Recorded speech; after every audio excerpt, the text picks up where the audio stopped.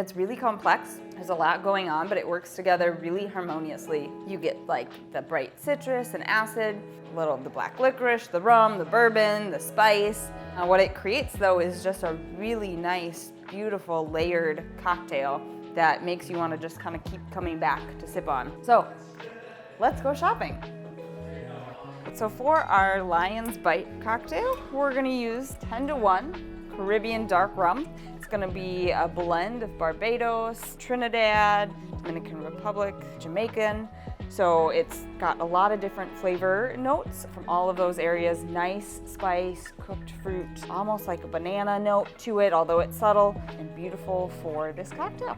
We're gonna use the Etesia Bourbon. It has like those caramelized notes, really nice brown sugar. It's got a richness to it that I absolutely love. It's, great price point and wonderful for our cocktails. Next, we're gonna use Velvet Falernum. It is a classic of tiki cocktails. Developed in Barbados, it's going to be kind of a blend of rum, lime, and sugar. And it's often used in tandem with the Allspice Dram, which is exactly what we're doing. So next, we have St. Elizabeth's Allspice Dram.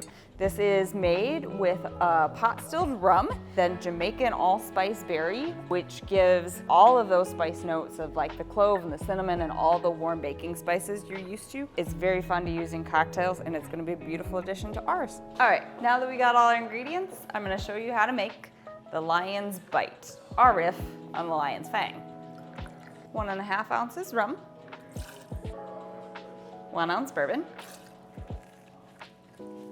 There's got to be a prettier way of like extracting juice. 1 ounce lime juice,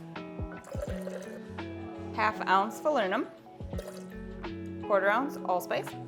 We'll use 2 bar spoons of simple syrup, 2 dashes Angostura bitters, and then a very scant bar spoon of Herbsaint, if I can do that. Ice. Shake the hell out of this one. That's very cold. Pour into your old-fashioned glass with a large cube or sphere. That worked out perfectly. Garnish with mint. All right, that's pretty. And that is how you make our Lion's Bite.